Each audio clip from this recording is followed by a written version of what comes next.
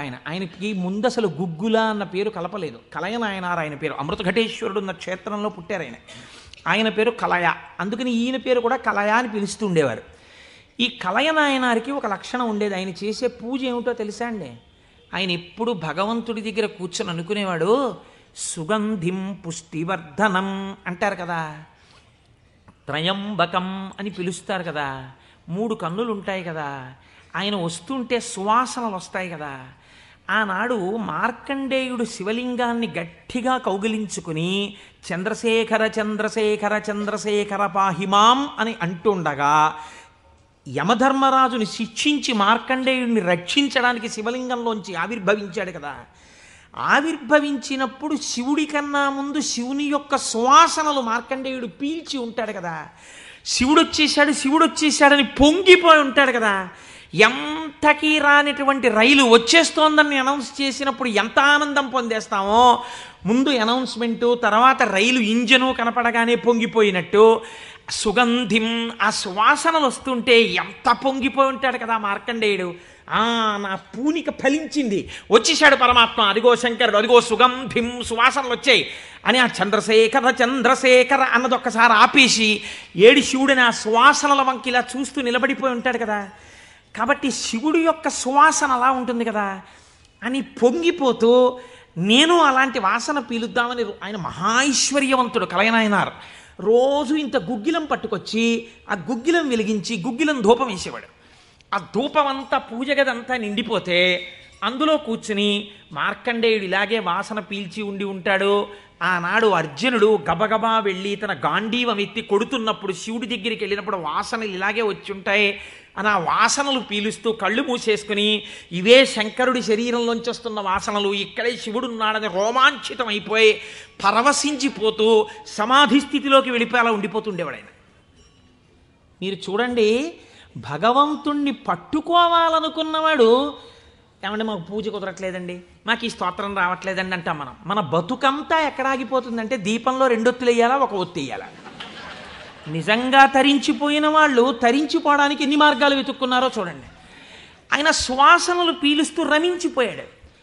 శంకరుడు చూశాడు, వీడు రోజు గుగ్గిలం పట్టుకొచ్చి వేసి ఇన్ని రకాల దర్శనాలు చేసేస్తున్నాడు రా, గుగ్గిలం పొగ అడ్డం పెట్టుకుని. ఎంత చిత్రం రా ఇది, గుగ్గిలం పొగకి వీడు సమాధిలోకి వెళ్ళిపోతున్నాడు. అసలు ఈ గుగ్గిలం కొనలేని స్థితి తెస్తే ఏం చేస్తాడో చూద్దాం అనుకున్నాడు. ఐశ్వర్యం అంతా క్షీణింపచేశాడు. ఆయనకి మనస్సు శివుడి మించి పోలేదు. ఎలాగో అలా నానా కష్టాలు పడి ఇంత గుగ్గిలం తెచ్చి శంకరుడికి వేసి ఆ వాసన పీల్చేటప్పటికి సమాధిలోకి వెళ్ళిపోయాడు. ఇంక ఏముంది, మనస్సు అలవాటు పడిపోయి ఇంత పొగ వచ్చేటప్పటికి అంతే సమాధిలోకి వెళ్ళిపోతాడు. ఎంత తేలికండది. అగరత్తు వెలిగించకుండా ఉంటాం కదా, అగరత్తు వెలిగిస్తే గుగ్గిలం అయినా సమాధిలోకి వెళ్ళిపోతాడు అంతే. ఈ స్థితి చూసి శంకరుడు భార్యాబిడ్డలు తినడానికి కూడా అన్నం మెతుకు లేకుండా చేశాడు. చూద్దాం ఏం చేస్తాడు. భార్యాబిడ్డలు పస్తులున్నారు. అన్నమో రామచంద్ర అని ఆ భార్య మహాపతివ్రత. ఆవిడ తన మెడలో ఉన్నటువంటి మంగళసూత్రాన్ని తీసి నాయనారికి ఇచ్చి, అయ్యా మీరు ఇది పట్టుకెళ్ళి వెలకట్టి అమ్మించి డబ్బు పట్టుకుని రండి, దాంతో మనం కొన్నాళ్ళు భోజనం చేద్దామని. తప్పకుండా తీసుకొస్తానని ఆ మంగళసూత్రాలు చేతిలో పట్టుకుని శివ శివ శివ శివ అని సంతోషపడిపోతూ వెళ్ళిపోతున్నాడు. శంకరుడు ఒక పెద్ద బండిలో గుగ్గిలం బస్తాలు వేసుకుని ఎదురొచ్చాడు. మళ్ళీ దొరకవుట గుగ్గిలం, అందుకని చెప్పి బస్తాలు కొనుక్కెడుతున్నాను, ఎవరైనా కావాలంటే కొనుక్కోండి అని అరిచాడు. అమ్మ బాబోయ్, గుగ్గిలం దొరకదటని చెప్పి ఈయన గబగబా మంగళసూత్రాలు ఇచ్చేసి గుగ్గిలం బస్తాలు కొనేశాడు. పోనీ గుగ్గిలం దొరకదంటున్నారు, ఇంటికి పట్టుకెళ్ళి ఈ గుగ్గిలాన్ని దాచుకుని రోజు ఇంతంత వేద్దాం అనుకున్నాడా? నిజంగా నాడు శంకరుడు వస్తుంటే సుగంధిం పుష్టివర్ధనం, ఇదొక్కటే ఆయన సమాధికి కారణం. ఇంత గుగ్గిలం వెలిగించి మధ్యలో కూర్చుంటే అసలు నిజంగా శంకరుడు విరాట్ రూపంతో వచ్చేసినట్టు ఉండదు. కాబట్టి ఈ గుగ్గిలం అంతా వెలిగించేస్తానన్నాడు. ఇంట్లో వెలిగించేస్తే బాగుండదు, పొగలు వచ్చేస్తాయి. ఓ గుళ్ళోకి పట్టుకెళ్ళి వెలిగించేస్తే బాగుంటుందని ఈ గుగ్గిలం అంతా వేసుకుని ఓ గుడికి పట్టుకెళ్ళి ఈ గుగ్గిలం అంతా వెలిగించేసి దాని మధ్యలో కూర్చొని సమాధిని పొందేసి కడుపులో ప్రేగులు నకనకలాడిపోతున్నాయి. తెలియదు, ఆకలి తెలియదు, శరీరం నీరస పడిపోయింది, శరీరం అంతా నొప్పులు పెట్టేస్తోంది, తెలియదు. ఇంట్లో భార్య బిడ్డలు శోషించి పడిపోయే స్థితి వచ్చింది, తెలియదు. ఆ పొగ మధ్యలో సమాధి స్థితిని పొందాడు. ఇప్పుడు నా భాషలో చెప్పాలంటే భగవంతుడు ఓడిపోయాడు. పరీక్ష పెట్టగలడా ఇహ? ఏం పరీక్ష పెడతాడు? కాబట్టి చూడలేకపోయాడు ఆయన. అమ్మ బాబోయ్, ఇదెక్కడ భక్తిరా అని గబగబా కుబేరుణ్ణి పిలిచాడు. కుబేరా, ఇలా నా పక్కన ఎన్నాళ్ళు నించుంటావు? నాకేం అవసరం లేదు. అడిగో మహానుభావుడు చూసావా, గుగ్గిలం పొగ మధ్యలో కూర్చున్నాడు పెళ్ళం మంగళసూత్రాలు అమ్మేసి. వెంటనే వెళ్ళి ఆయన ఇంటిని బ్రహ్మాండమైనటువంటి అంతఃపురంగా మార్చేయి, భార్యకి బిడ్డలకి భూమండలంలో లేనంత ఐశ్వర్యాన్ని ఇచ్చేయి, ముందు ఉత్తర క్షణం వాళ్ళకి షడ్రశోపేతమైన భోజనం పెట్టు అనేటప్పటికి వాళ్ళ ఇల్లు మారిపోయింది, షడ్రశోపేతమైన భోజనం వచ్చింది. అయ్యో భర్త గారు ఎక్కడికి వెళ్ళారో అనుకుంటోంది ఆవిడ. అశరీరవాణి వినపడింది. అమ్మా, నీ భర్త భక్తి ముందు లొంగిపోయాడమ్మా, శంకరుడు మహదైశ్వర్యం ఇచ్చేశాడు నీకు. ఆయనో అన్నం తిందామన్న ఆలోచన లేదు, ఆ గుగ్గిలం పొగలో కూర్చునున్నాడు. ఇలాగ కూర్చునుంటే ఇప్పుడు ఎవరు మాట్లాడాలి? ఒరే నాన్న అన్నం తినరా అని.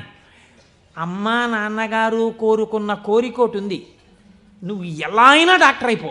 ఇంజక్షన్ చేసేసారు ఆ పిల్లకి. 3 ఏళ్ళు అయిపోయినా, 4 ఏళ్ళు అయిపోయినా, 21 ఏళ్ళు వచ్చేసినా, ఇప్పుడు నేను MBBS చదివితే రేపు పెళ్లి కొడుకు దొరుకుతాడా అని కూడా చూసుకోకుండా తల్లిదండ్రుల కోరిక తీర్చడం కోసమని వ్యగ్రతతో చదివేసిన పిల్లలా ఇప్పుడు ఆ తల్లిదండ్రులే వచ్చి ఉసే అన్నం తినవే, అలా చదవకే ఆరోగ్యం పాడైపోతుంది అన్నట్టు ఎవడు పరీక్ష పెట్టాడో వాడే దిగొచ్చాడు. దిగొచ్చి ఎవడు? ఆ త్రయంబకం నిజంగా సువాసనలు వచ్చి ఆనాడు మార్కండేయుడు బాహ్య స్మృతిని పొందాడు, ఈయన పొందలేదు. పొందకుండా కూర్చున్నాడు. ఇప్పుడు ఆ పరబ్రహ్మం ముట్టుకోవలసి వచ్చింది. ఇలాగా ముట్టుకుని కదిపాడు. ఓయ్ కలయా కలయా అని పిలిచాడు. పిలిస్తే ఆయన గభాలన బాహ్య స్మృతిని పొంది అబ్బా శంకరుడు వచ్చేసాడన్నాడు. నిజంగా కనపడితే ఇలా అరుపులు కేకలు ఉండవు. కందులంబట నీరు కారిపోతూ ఆ స్వామి పాదాల మీద పడిపోయి ఏ సుగంధిం పుష్టివర్ధనం అన్నాడు. ఆ సువాసన పీలుస్తూ అలా పడిపోయి ఉండిపోయాడు. శంకరుడు భుజాలు పట్టుకుని లేపి, ఒరే నాన్న, నువ్వు ఇంటికి వెళ్ళింత అన్నం తినరా, నా కడుపు నిండుతుంది, తొందరగా బయలుదేరరా నాయన, ఇక్కడ ఎన్ని నైవేద్యాలు పెట్టినా నాకు వంట పట్టట్లేదురా, నువ్వు ఇలా పడిపోతే తొందరగా వెళ్ళరా బాబు, నీకు ఎక్కడ లేని ఐశ్వర్యం ఇచ్చేశాను, కావలసినంత గుగ్గిలం వేసే, ముందు వెళ్ళి అన్నం తినన్నాడు. అప్పుడు ఆయన ఇంటికి వెళ్ళాడు. ఇంటికి వెళ్ళి షడ్రశోపేతమైనటువంటి భోజనాన్ని నాయనార్ స్వీకరించాడు. దీన్ని గుగ్గిల నాయనార్ అంటారు పెరియ పురాణంలో. ఎందుకంటే శివపురాణం చెప్పుకుంటూ నాయనార్ల చరిత్రని అనుసంధానం చేసి ఉత్తరాయణ పుణ్యకాలంలో నాయనార్ల గురించి వింటే పార్వతీ సహితుడైనటువంటి ఆ పరమశివుడు పొంగిపోయి పరవశించిపోతాడు. అందుకే లౌకికమైన ఉదాహరణలు మానేసి అవసరమైన చోట నాయనార్ల చరిత్రలే కలిపేద్దాం. ఇలా 63 మంది నాయనార్ల గురించి నేను చెప్పగలిగితే నా జన్మధన్యం అయిపోతుంది అని ఒక నాయనార్ని కలిపాను ఇవాళ. కనుక ఒకనాడు ఒక విచిత్రం జరిగింది. భక్తి అంటే ఎంత చిత్రంగా ఉంటుందో చూడండి. ఈ గుగ్గిల నాయనార్ జీవితంలోనే ఆ పక్కనే ఉన్నటువంటి రాజ్యంలో ఒక శివలింగం ఒకటి ఉంది. ఆ శివలింగం మొన్నను మేము కంచి వెళ్ళాం. ఆ కంచి వెళ్ళినప్పుడు శివలింగం ఇలా ఉంటుంది, గొట్టంలాగా కింద వెడల్పుగా ఉంటుంది, పైకి వెళ్ళే కొద్దీ సన్నగా ఉంటుంది. అటువంటి శివలింగం ఒకటి బాగా ఎత్తుగా ఉన్నటువంటి పీఠం మీద ఉంది. ఒక చిన్న పిల్ల ఆ శివలింగం దగ్గరికి వెళ్ళింది. అరమరిక తెలియని పిల్ల. ఆ పిల్ల వెళ్ళి చేతిలో ఒక తుమ్మి పువ్వు పట్టుకుని వెయ్యాలనుకుంది. ఆ పీఠం పట్టుకుంది, ఎగిరింది, ఎక్కింది, అందలేదు. ఆ పిల్ల ఏడుపు మొదలెట్టింది. ఏడుపు మొదలెట్టి శివా శివా నువ్వు నాకు అందట్లేదు, పువ్వు ఎలా వేయనంది. శంకరుడు ఆ భక్తికి పరవశించిపోయాడు. ఇది భగవంతుడు దేనికి కట్టుబడతాడు? ఆ భక్తికి కట్టుబడతాడు. వెంటనే ఇలా ఉన్న శివలింగం ఇలా వంగిపోతే ఆ పిల్లకేం తెలుసు? శివలింగం వంగిపోయింది నా కోసం అనేది. చిన్నపిల్ల పొంగిపోయి తప్పట్లు కొట్టేసి కాసేపు ఆడేసి 2 పువ్వులు వేసేసి వెళ్ళిపోయింది ఆ పిల్ల. మరునాడు యథాలాపంగా అనేక శివలింగాలు ఉంటుంటాయి కదా గుళ్ళో.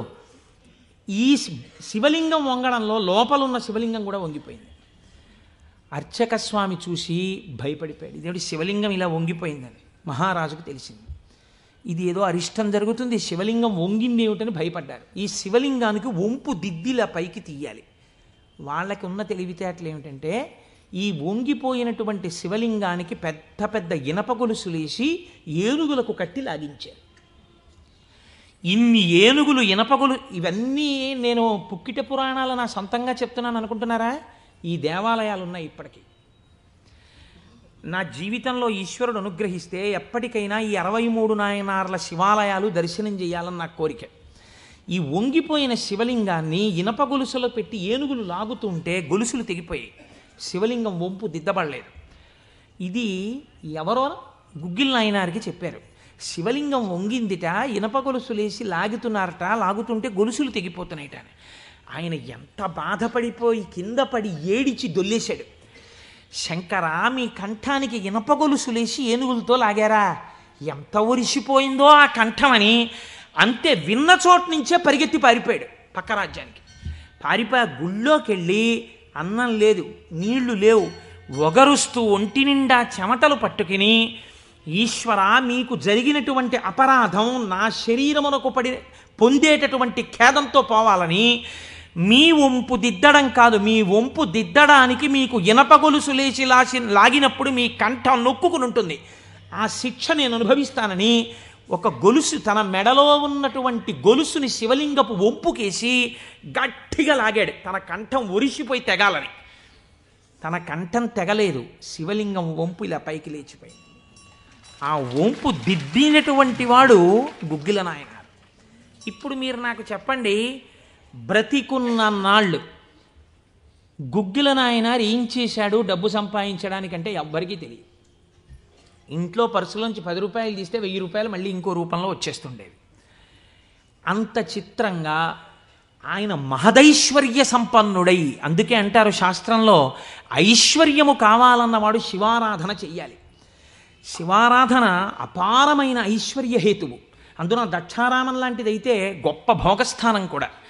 అంత ఐశ్వర్యంతో జీవిస్తూ శివభక్తిని విడిచిపెట్టలేదు.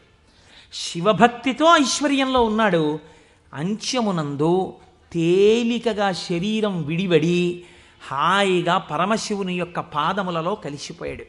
ఇప్పుడు మీరు చెప్పండి, అమరకోశంలో మహానుభావుడు అమరసింహుడు శివశబ్దానికి సజ్జనుల యొక్క మనస్సు రమించేటటువంటి స్వరూపము కలిగిన వాడు అని శివశబ్దానికి అర్థం చెప్పడంలో ఎంత గంభీరమైన అర్థం ఉందో మీరు చూడండి.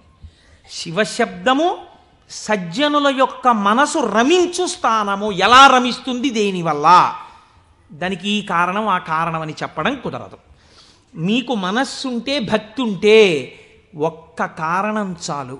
ఏదో ఒక కారణంతో శివుని యందు మనసు రమిస్తే వాడికి సమస్తమైనటువంటి ఐశ్వర్యము కలుగుతుంది. ఇహము నుండి పరము వరకు, మోక్షము వరకు పొందగలడు. కాబట్టి అటువంటి స్థితిని ఇయ్యగలిగినది. 3వ నిర్వచనంలో అంటారు, చేతే సజ్జన మనస్వితివా, సాధువుల యొక్క మనస్సు యందు తానుండువాడు. ఇప్పటి వరకు సాధువులు తమ మనస్సు శివుని యందు పెట్టారు. ఇప్పుడే స్థితి కెడతట. ఇదే భృంగీచ్ఛా నటనోత్కట కరిమదగ్రాహీ స్ఫురన్మాధవా హ్లాదో నాదయుతో మహాసితవపు పంచేషు బాణాధృత సత్పక్షస్సు మనోవనేషు నపునః సాక్షాన్మదీయే మనోరాజీవే భ్రమరాధిపో విహరతాం శ్రీశైలవాసీ విభుహో అని పిలుస్తారు శంకరాచార్యులు వారి శివానందలహరిలో.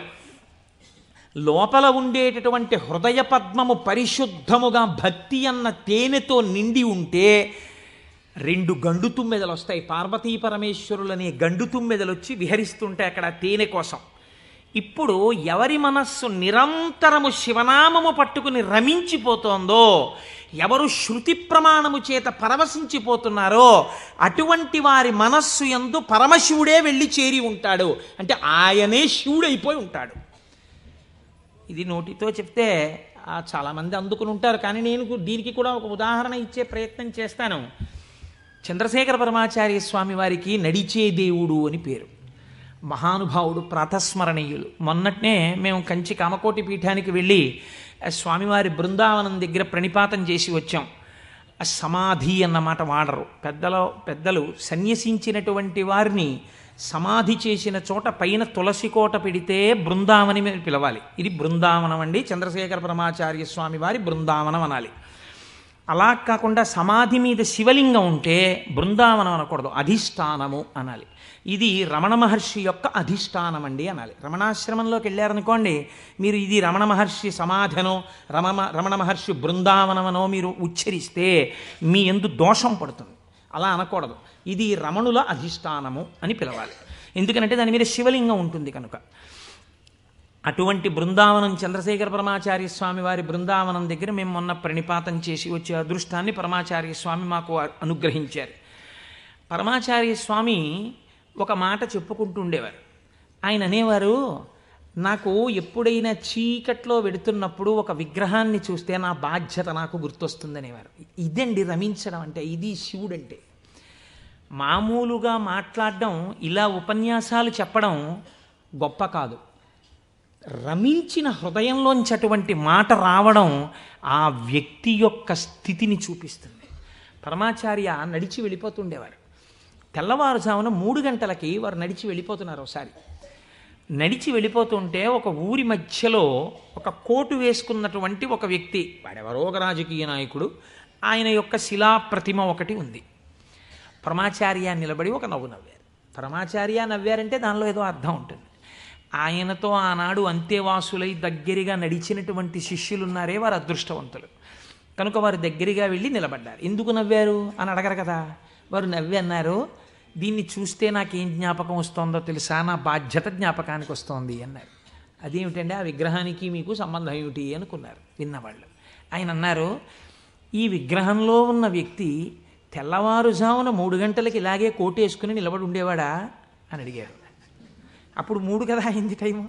తెల్లవారుజామున 3 గంటలకి ఆ విగ్రహంలో ఉన్న వ్యక్తి ఎవరు ఉన్నాడో ఆయన అలా కోటేసుకుని నిలబడ్డ కదా. లేకపోతే బహుశా ఇప్పుడు మనం 3ంటికి చూసాం, ఈయన రాత్రి 1 గంటకు కూడా ఇలాగే కోటేసుకుని ఉండుంటాడు. అంటే రాత్రి 1 గంటకు కూడా ఈయన బతికున్న రోజుల్లో కోటేసుకుని ఉన్నాడా? లేడు. కానీ కోటేసుకున్నటువంటి వ్యక్తిని అందరూ చూశారు బయట. ఆయన బయటికి వచ్చినప్పుడు ఎక్కువగా కోటుతో బయటికి వచ్చేవాడు. కాబట్టి ఇప్పుడు ఆయన్ని చూడగానే రాత్రి చూసినా, పగలు చూసినా, ఉదయం చూసినా, సంధ్యవేళ చూసినా ఆయన జీవితంలో సాధించిన విషయాలు జ్ఞాపకానికి వచ్చి, అందుకు ఆయనకి ఇటువంటి శిలాస్తూపం పెట్టారు అని జ్ఞాపకానికి వస్తుంది. నేనెవరో తెలుసా? పరమాచార్య చెప్పిన మాట. నేను కూడా ఇలా దండం పట్టుకుని కమండలం పట్టుకుని నడిచి వెళ్ళిపోతుంటే భారతదేశమునకు 4 చెరగుల మళ్ళీ అవైదికమైన మతములు ప్రవేశించకుండా 4 పీఠములు పెట్టి చంద్రమౌళీశ్వరారాధన ఏర్పాటు చేసినటువంటి మహాపురుషుడైన శంకరాచార్య స్వామి వారి ప్రతిబింబంగా ఆ శిల తన జీవితాన్ని జ్ఞాపకం చేస్తే, శంకరులని జ్ఞాపకం చేసి నడువడిని నేర్పడానికి ఈ రూపంతో మేము తిరుగుతున్నాం. మా నడువడి ఎంత జాగ్రత్తగా ఉండాలో చూడండి అని పరమాచార్య ఆ స్తూపాన్ని చూసి చెప్పుకున్నారు. ఎంత భక్తో చూడండి నిజంగా వారిది. వారు ఒకనాడు శ్రీశైలం వెళ్ళారు. వెళ్ళినప్పుడు హటకేశ్వరంలో శంకరాచార్య స్వామి వారు తపస్సు చేసినటువంటి ప్రదేశం ఉంది. వారు ఆ హటకేశ్వరం దగ్గరికి వెడుతూ ఆ తపస్సు చేసిన ప్రదేశం దగ్గరికి ఒక సంస్కృత పండితుడిని పిలిచి వారు సంస్కృతంలోనే మాట్లాడుతుండేవారు. ఆయన అన్నారు, చాలా కాలం మఠాన్ని నిర్వహించాను. 13 సంవత్సరాల ప్రాయంలో సన్యసించారు మహానుభావుడు. చాలా కాలం మఠాన్ని నిర్వహించాను. ఉత్తర పీఠాధిపతిని నిర్ణయించాను. జయేంద్ర సరస్వతి స్వామి వారిని ఉత్తర పీఠాధిపతిని చేశాను. ఆయనకి కావలసినటువంటి పరిణితి ఏర్పాటు చేశాను. నాతో పాటు ఎన్నో ప్రదేశాలకి తీసుకెళ్ళాను. మఠ నిర్వహణ యందు ఆయనకి కావలసినటువంటి శక్తియుక్తులను గరపాను. ఇంకా ఎంతకాలం ఆ మఠ నిర్వహణ చేస్తూ ఉండను? శంకర భగవత్పాదాచార్య స్వామి ఏ హటకేశ్వరంలో తపస్సు చేశారో నేను ఇంకిక్కడ ఉండిపోయి ఈ హటకేశ్వరంలోనే తపస్సు చేస్తూ ఉండిపోతాను. చాలు, జయేంద్ర సరస్వతి చూస్తారు మిగిలినటువంటి మఠ వ్యవహారాలన్నీ అన్నారు. పరమాచార్య నోటి వెంట ఒకసారి ఒక మాట వస్తే వెనక్కి తిప్పడం అంత తేలిక. ఆనాడు వారు హటకేశ్వరంలో ఉండిపోకుండా ఎంత మందో వెళ్ళి బతిమాలితే వారు మన ఆంధ్రదేశానికి వచ్చి పర్యటన చేశారు. ఆ సమయంలో చూడండి, ఎంత మఠాధిపత్యం ఉన్నా, శంకరాచార్య స్వామి వారి పరంపరాగతమైనటువంటి పీఠానికి ఆధిపత్యంలో ఉన్నా, ఇలా అడుగు తీసి అడుగేస్తే జగద్గురు చంద్రశేఖర పరమాచార్య స్వామి వస్తున్నారని రోడ్లకి ఇరుపక్కల కొన్ని వేల మంది నిలబడి నమస్కారాలు చేసి నీరాజనాలు ఇచ్చినా వారికి దానికన్నా హటకేశ్వరంలో కూర్చుని శ్రీశైల మల్లికార్జునుడి గురించి తపస్సు చేసుకోవడం, జపం చేసుకోవడం ఇష్టంగా అనిపించింది. అంటే ఎన్ని ఉన్నా మనస్సు ఏది కోరింది? ఆ శివుణ్ణి కోరింది. గురువులైన శంకరాచార్యుల వారిని కోరింది. అలా కోరింది కాబట్టే ఈనాటికి వారు నడిచే దేవుడయ్యారు. అందుకే ఈ శివమహాపురాణం చిట్ట చివరిలో బహుశः ఆంధ్రదేశంలోనే కని విని ఎరుగని రీతిలో పార్వతీ కళ్యాణం మనం చెయ్యబోతున్నాం కాకినాడ పట్టణంలో. కాకినాడ పట్టణం సువర్ణాక్షరాలతో లిఖింపబడిందండి. మనం అందరం కలిసి ఇక్కడి నుంచి కొన్ని వేల కార్డులు పోస్ట్ చేశాం తరిగొండ వెంగమాంబ గారి గురించి. అది తిరుమల తిరుపతి దేవస్థానంలో నిస్సందేహంగా కదలిక తీసుకొచ్చింది. కె విశ్వనాథ్ గారిని పిలిచి సదస్సు నిర్వహించి నాకు పేపర్ కటింగ్స్ వచ్చాయి తిరుపతి నుంచి.